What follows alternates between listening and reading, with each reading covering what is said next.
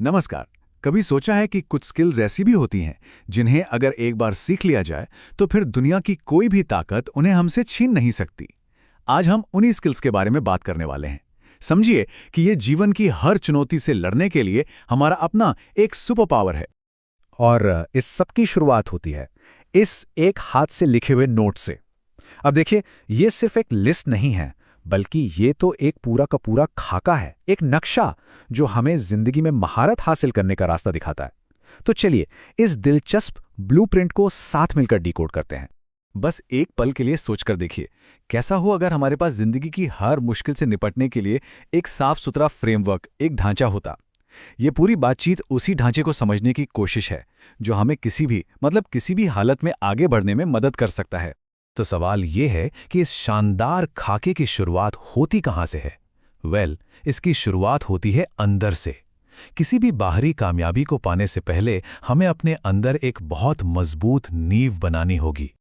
और ये जो मजबूत नींव है ना, ये सिर्फ दो बहुत ही बुनियादी सिद्धांतों पर टिकी हैं। पहला, खुद को गहराई से जानना, मतलब अपनी असली ताकत क्या है, कमजोरियां क्या हैं, अपनी भावनाओं को समझना। और दूसरा, अनुशासन में रहना, चाहे सिचुएशन कितनी भी मुश्किल क्यों ना हो जाए।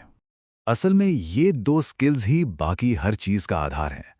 ये वो चट्टान है जिस पर कामयाबी की पूरी इमारत खड़ी होगी। सोचिए, खुद को जाने बिना अनुशासन अंधा है, और अनुशासन के बिना खुद का ज्ञान होना एकदम बेअसर है।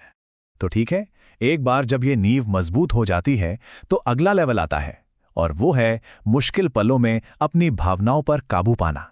असली परीक्षा तो असल में यही होती है। इस खाके का ये शायद सबसे जरूरी मैसेज है। जब सब कुछ बिखर रहा हो ना, उस वक्त शांत रहने की जो काबिलियत है वही हमें सबसे अलग बनाती है। ये सिर्फ एक सलाह नहीं है, ये एक बहुत ही जरूरी लाइफ स्किल है। तो सवाल ये है कि भाई इसे असल में करें कैसे? ये खाका हमें एक सिंपल 3 स्टेप का तरीका बताता है। जब भी दबाव महसूस हो, सबसे पहले बस रुकें, कोई रिएक्शन ना दें। फिर फैक्ट्स को अपनी फीलिंग्स से अलग करें कि असल में हुआ क्या है और मुझे कैसा महसूस हो रहा है। और आखिरी में फैसला तभी लें जब आपका मन पूरी तरह से शांत हो। चलिए अब अगले लेवल पे चलते हैं। अब हम सिर्फ दबाव में रिएक्ट करने से आगे बढ़कर एक्टिवली अपने भविष्य को बनाने की बात करेंगे। और यहीं पर स्ट्रैटेजिक थिंकिंग यानी रणनीतिक सोच की असली ताकत काम आती है। ये खाका हमें बार बार याद दिलाता है कि हमें हमेशा बड़ी पिक्चर पर नजर रखनी चाहिए। रोजमर्रा की छोटी मोटी प्रॉब्लम्स में उलझने के बजाय हमें एक शतरंज के खिलाड़ी की तरह, एक स्ट्रैटेजिस्ट की तरह सोचना होगा। जरा इन दो तरह की सोच के बीच का फर्क देखिए। एक तरफ है शॉर्ट टर्म सोच, मतलब हम दिनों के हिसाब से सोचते हैं, जो सामने आया बस उस पर रिएक्ट कर दिया। और दूसरी तरफ है स्ट्रैटेजिक सोच, जो हमें सालों आगे की प्लानिंग करने और एक्टिवली अपने भविष्य को डिजाइन करने के लिए कहती है। इस ब्लूप्रिंट के हिसाब से स्ट्रैटेजिक सोच के लिए 3 चीजें बहुत जरूरी हैं। पहला, हर काम के दूसरे और तीसरे लेवल के नतीजों के बारे में सोचें। दूसरा, उन असली लीवरेज पॉइंट्स को खोजें जहां छोटी सी कोशिश बड़े नतीजे दे सकती है। और तीसरा, हमेशा लंबी अवधि के लिए प्लान करें, सालों में, दिनों में नहीं। तो ये लीवरेज पॉइंट आखिर है क्या?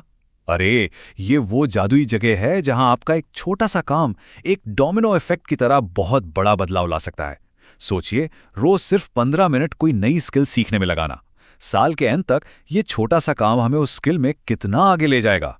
वो 15 मिनट ही हमारा लीवरेज पॉइंट है। इन्हें पहचानना ही तो असली स्ट्रैटेजी है। अच्छा, तो अपने अंदर की दुनिया को मजबूत करने और लंबी अवधि की योजना बनाने के बाद अब हम उन स्किल्स पर आते हैं जो हमें बाहरी दुनिया को असरदार ढंग से प्रभावित करने में मदद करते हैं। देखिए, यहाँ एक बहुत लॉजिकल प्रोग्रेशन है। आत्मनियंत्रण और स्ट्रैटेजिक क्लैरिटी के बिना बाहरी दुनिया के साथ हमारे सारे प्रयास अक्सर बेकार चले जाते हैं।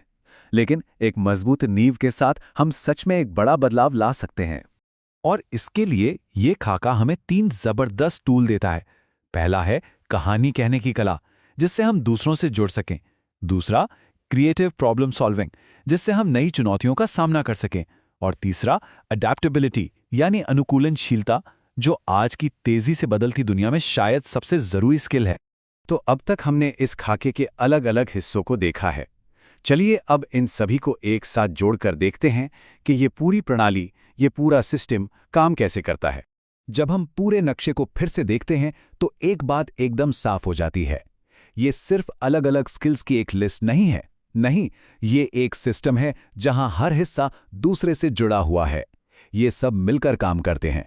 जैसे जब कोई दबाव में शांत रहना सीखता है तो उसकी रणनीतिक रूप से सोचने की क्षमता अपने आप बेहतर हो जाती है, और जब कोई रणनीतिक रूप से सोचता है तो वो बेहतर कहानियां बना पाता है। मतलब हर स्किल दूसरे को और मजबूत करता है, जिससे ग्रोथ का एक जबरदस्त लूप बन जाता है। तो आखिर में सवाल ये उठता है कि भाई, अगर ये सब कुछ आपस में इतना जुड़ा हुआ है तो कोई भी अपनी यात्रा शुरू कहां से करे? मजे की बात यह है कि ये खाका इसका जवाब नहीं देता, बल्कि ये हमें खुद से ये सवाल पूछने के लिए छोड़ देता है।